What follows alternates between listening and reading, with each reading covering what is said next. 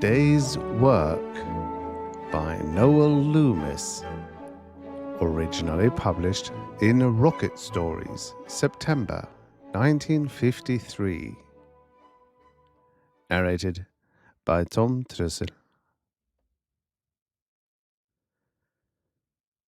Two of the gods had been arguing all morning. A galactic morning, that is. 1/6 of the time it took Betelgeuse to complete its orbit around the circumference of a cross-section of the spiral wall of the sprawling Nine Galaxy, some 420,000 years.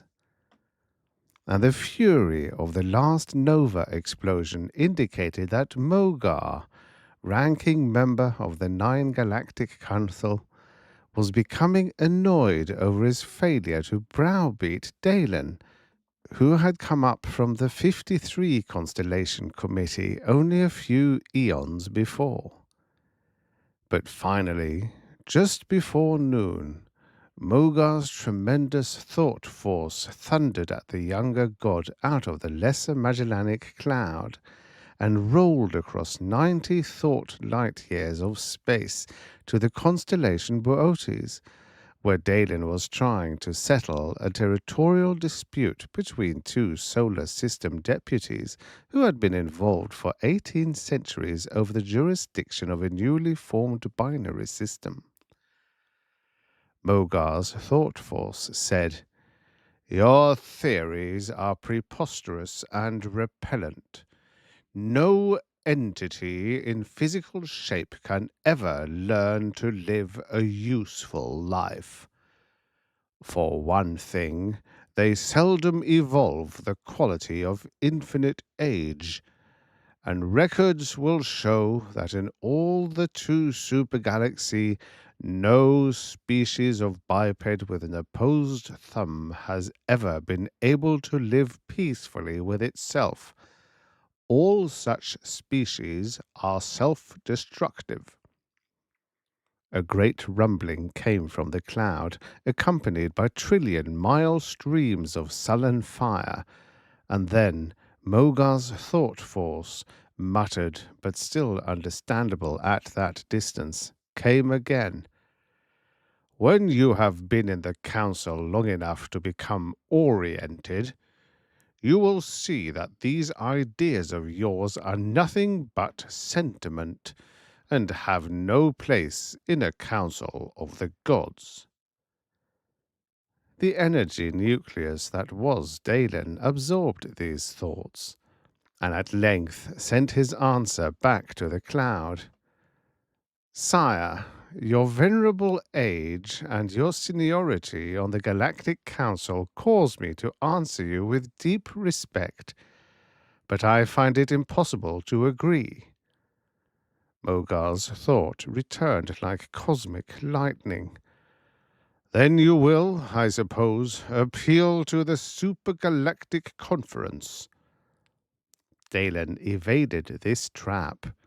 His answer swept back across the light years of the galaxy's length quietly but strongly. "Sire, I do not think that is necessary." And of course it was not necessary.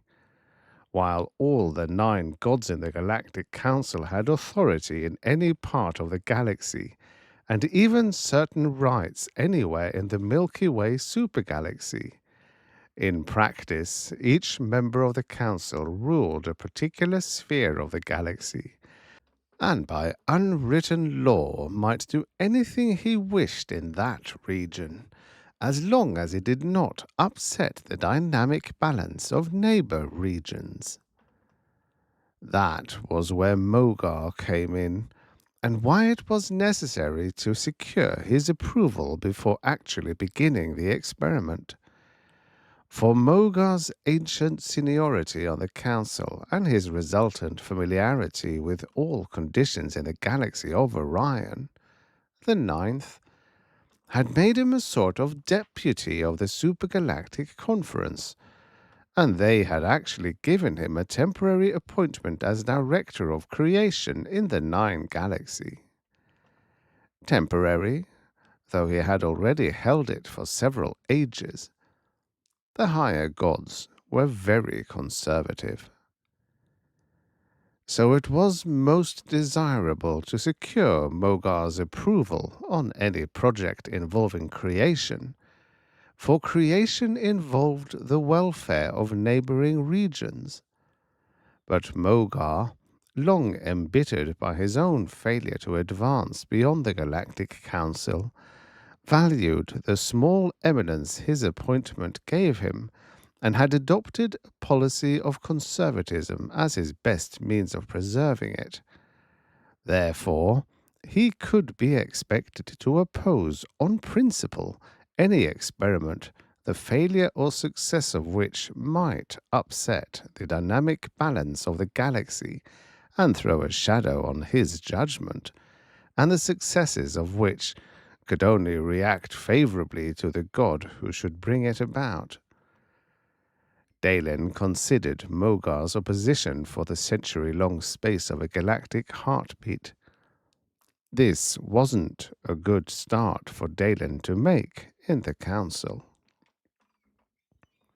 It was well known throughout the entire Four universe that Mogar was old and crotchety, perhaps even vindictive. Those very weaknesses had long ago cost Mogar a seat in the Supergalactic Conference, but that wasn't the worst of it. If Mogar had progressed in the usual fashion from the last beginning, he would by now have had a seat in the mighty cosmic chamber. So the situation exhibited still more serious aspects. Mogar, having seen many younger gods pass him in the long climb upward through the several eternities from the last beginning, consistently delighted in showing younger gods their place, and under the laws of hierarchy, a younger god who lost face would be relegated to some quiet constellation committee until the next end and reorganization of the cosmos.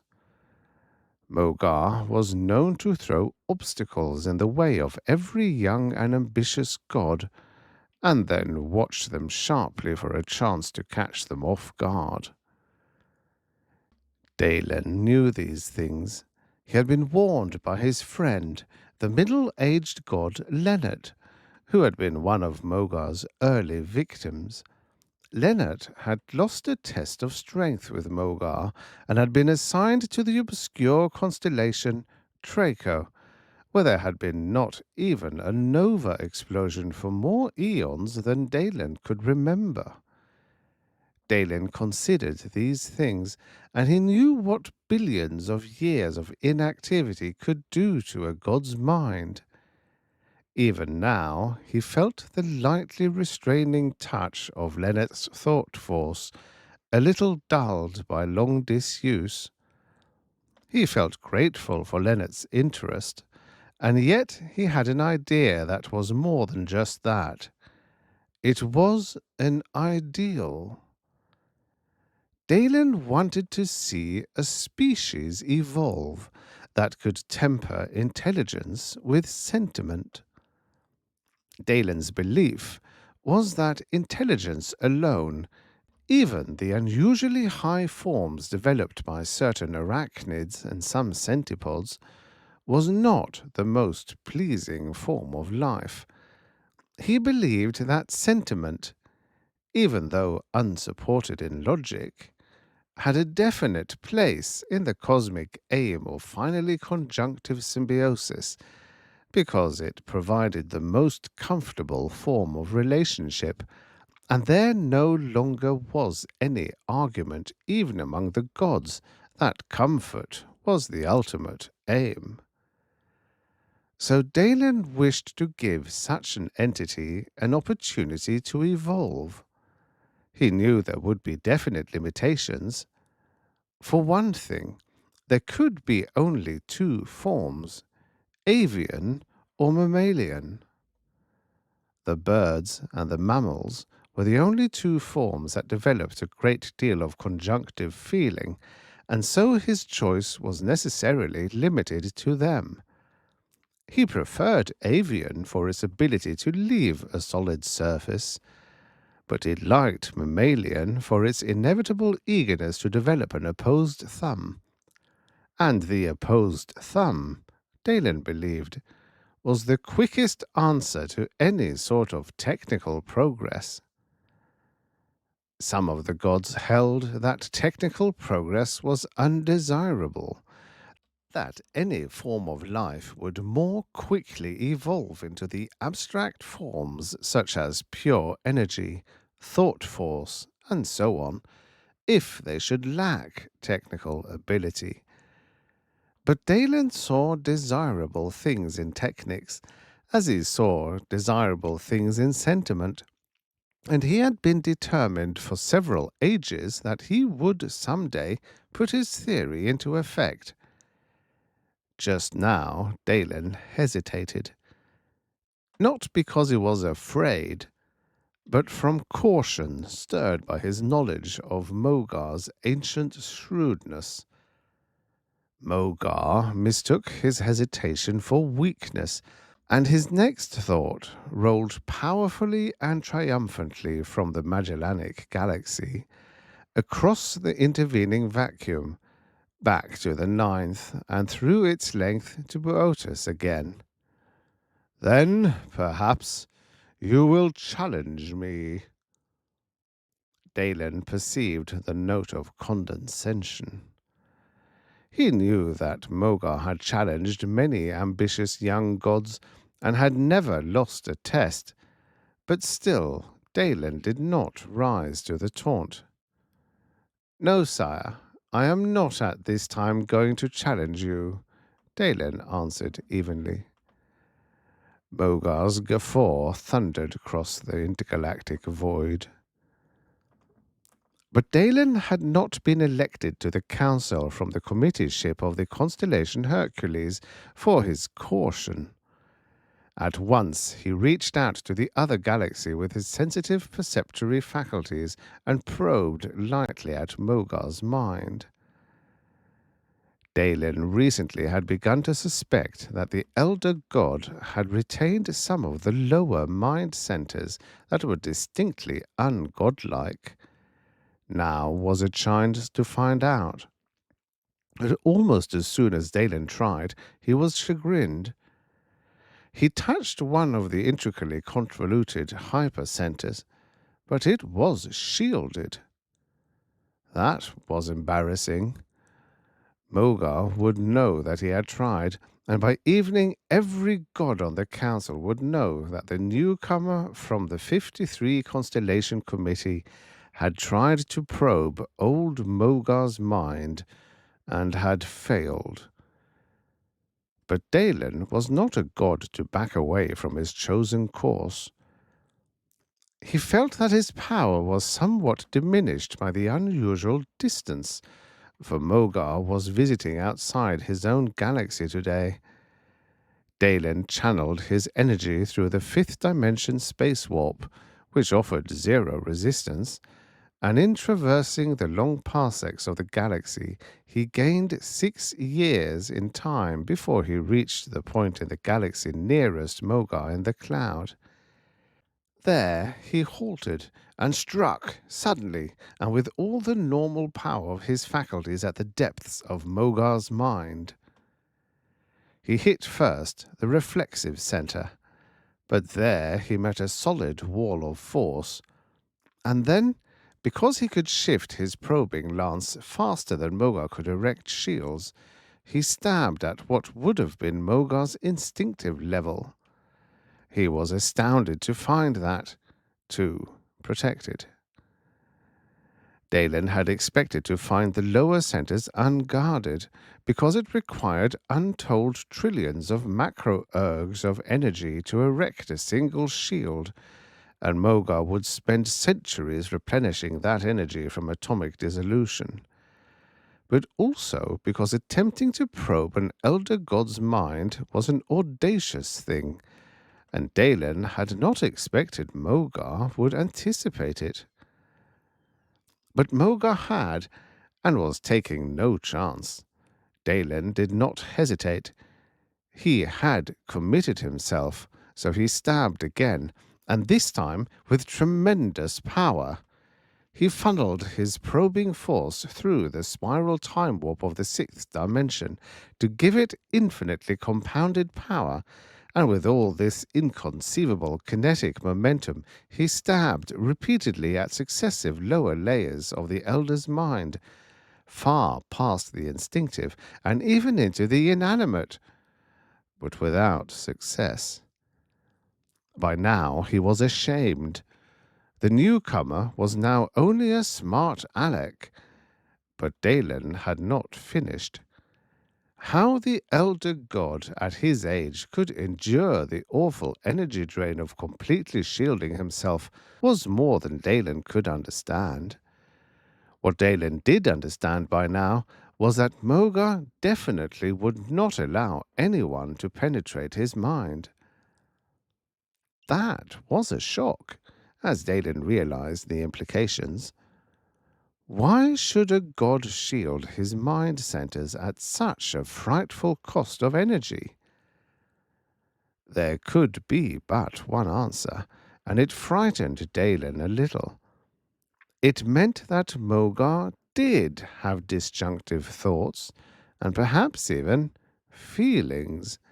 It meant that even if Mogar should withdraw his opposition nominally, he would be glad to see the experiment fail, and he might even help it to fail. That would be a vicious handicap for Dalen. The evolution of a race was subject to many perils. Evolving a particular species was a hothouse sort of process that would take several billion years and much careful nurturing. If another god should be opposed, he could destroy the entire experiment, for instance, by dropping a spore of some malignant virus into the midst of the species, a virus for which the race would be unprepared and against which it would have no resistance. That was only one of infinite ways to eliminate an undesirable species. So now it was obvious to Dalen that his only recourse was to break down the barriers to Mogar's mind. He had not intended this, but Mogar was forcing it. If he did break through the shields, then Mogar himself would be relegated, for the entire supergalaxy would know it instantly. So now Dalen, having unintentionally worked himself into a spot where it was relegation for one or the other, gathered his energy. There was one way in which he felt positive that he could break through Mogar's protection, even at this great distance. This was by way of the ninth dimension elliptical spiral.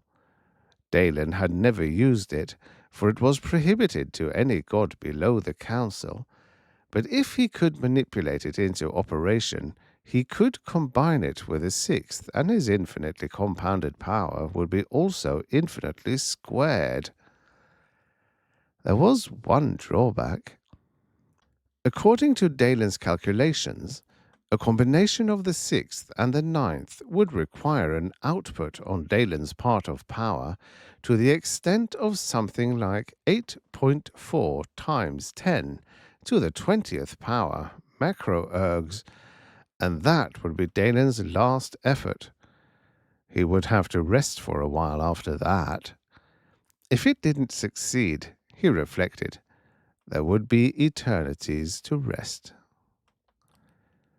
He concentrated his energy facilities and spiraled them to full power, sucking the last quantum of pure energy from every available atom, even stripping binding energy, and poured it all into his utilization of the two dimensions. Dalen was a young god and a strong god, and it was utterly inconceivable that any god could stand up against that enormous combination of power. By now, the entire four universe knew that he and Mogar were fighting it out. Tightness pervaded Dalen's thought force, which was flung out along the edge of the galaxy. The mighty power of the two dimensions swirled together and lashed out across the interstellar void, gathering momentum as it traveled in ever-increasing spurts. Perhaps the very first tongue of this energy touched Mogar, when unexpectedly his chuckle, a little forced, it seemed to Dalen, rolled back across the void. He said, as if amused, "Where do you propose to hold this experiment?" Dalen relaxed gratefully and allowed the controls to ease from his mind centers. So Mogar had enough. Mogar had backed down. Only an old god of long seniority could do that without losing face, and also, Dalen understood, that was Mogar's only way out. Dalen knew now that he would have broken through, and in a way he wished he had. It would have eliminated Mogar's future unofficial opposition. But Mogar had chosen to break the deadlock, and that was Mogar's right, so Dalen accepted the gesture. "I intend to develop a new solar system, to be known as the 36, out on the fringe of the galaxy, and attached for administrative purposes to my home constellation Hercules. I will choose one of those planets, sire, to be populated." Mogar snorted so loudly it could be heard in the 8th galaxy.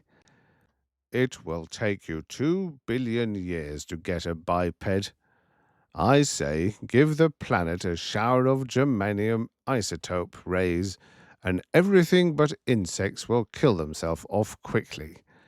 Then, in a few million years, you will have an insect civilization to be proud of."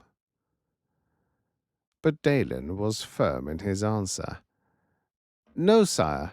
I believe the opposed thumb biped may prove to be a very desirable life form. This planet will be only one of 10 quadrillion in the Milky Way supergalaxy. I think it is not too extravagant to use it as an experiment. It is under the jurisdiction of my home constellation, sire," he said pointedly. Now Mogar grumbled, and 1 billion cubic parsecs of cosmic dust exploded before his ire and streamed into the vacuum of intergalactical space. "Very well, then. I withdraw my opposition, but you will see that I am right, and at next week's meeting I shall expect a report from you on the outcome." "Yes, sire," Dalen said respectfully. He turned in the space between two stars and began traveling back toward Hercules. He felt now the astonishment in the minds of Leonard and the 7 members of the council. Yes, Dalen was audacious. He was young and perhaps impetuous to brave the wrath of a godlike Mogar. Dalen knew now that the other members of the council felt as he did, that Mogar would go to any length to prevent Dalen's success with the experiment. Dalen resolved more firmly that it should succeed, but it was a heavy load that he bore as he made arrangements for 2 stars to meet in the outer void of the 9 galaxy. His realization of the difficulties ahead was lightened by only one thought. If he could create the race he wanted, he would be very proud. Even without Mogar's opposition, the odds were heavy against him. The gods did not like to see their precedents broken. But the one thought lightened Dalen's mind. If he should succeed, he would be very proud. No doubt it would mean his elevation to the supergalactic conference, and perhaps even to the Dioclave. So Dalen's mind force was busy with ideas and plans. In fact, he realized a little wryly, he was almost exuberant. He had even selected a name for his experimental species. He would call it Man. And by this time next week, the entire supergalaxy would know whether an opposed thumb biped could be a desirable entity. This was a good day's work. The end. Do you want to know how you can help save more of the forgotten stories of futures past? Visit storiesoffuturespast.substack.com/about.